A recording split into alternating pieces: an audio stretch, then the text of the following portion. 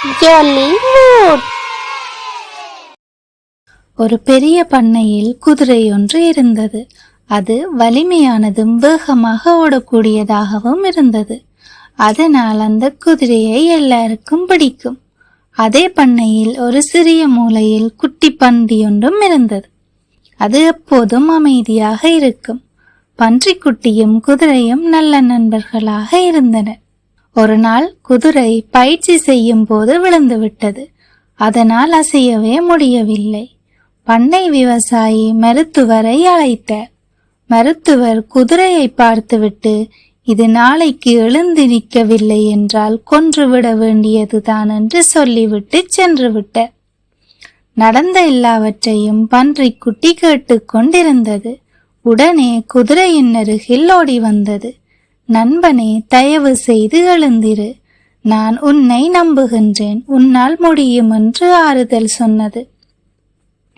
அன்றிரவு முழுவதும் பன்றிக்குட்டி குதிரையின் அருகிலேயே இருந்தது. சூரியன் உதித்ததும் குதிரை மீண்டும் எழுந்து நின்றது. இதை பார்த்து விவசாயிக்கு மிகவும் மகிழ்ச்சி. பின்னர் குதிரை ஒரு பெரிய ஓட்ட பந்தயத்தில் வெற்றி பெற்றது. அதனால் விவசாயி வெற்றியை கொண்டாட ஒரு விருந்து வைப்போம், பன்றியை சமையுங்கள் என்று சொன்னார்.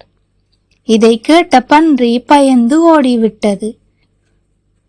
விவசாயியும் குதிரையும் பன்றிக்குட்டியை துரத்தினார்கள். காட்டுக்குள் ஓடிக்கொண்டிருந்த போது குதிரை தவறி விழுந்து அதன் கால் முறிந்தது. விவசாயி துப்பாக்கியால் அதை சுட முயன்றார். ஆனால் தவறி தன் காலையே சுட்டுக் கொண்டார். அவர் பயத்தில் அங்கிருந்து ஓடிவிட்டார். அப்போது பன்றிக்குட்டி சிறிது தூரத்தில் இருந்து பார்த்தது. கோபப்படாமல் அமைதியாக குதிரையை நோக்கி சென்றது. மெதுவாக குதிரையை எழுப்பி காயத்தை கட்ட உதவியது. குதிரை கண்ணீருடன் கேட்டது, நான் உனக்கு துரோகம் செய்தேனே, நீ ஏன் என்னை காப்பாற்றினாய் என்று. உண்மையான நண்பர்கள் என்றால் மன்னிக்க தெரிய வேண்டும். நான் உன்னை நம்புகிறேன் என்றது. குதிரை மனதார மன்னிப்பு கேட்டது. நான் ஏற்கனவே மன்னித்து விட்டேன், இப்போது நீ உன்னை மன்னித்துக் கொள் என்றது பன்றிக்குட்டி.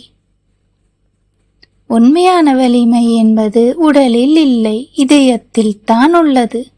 ஒரு உண்மையான நண்பன் மன்னித்து அன்பாக இருப்பான்.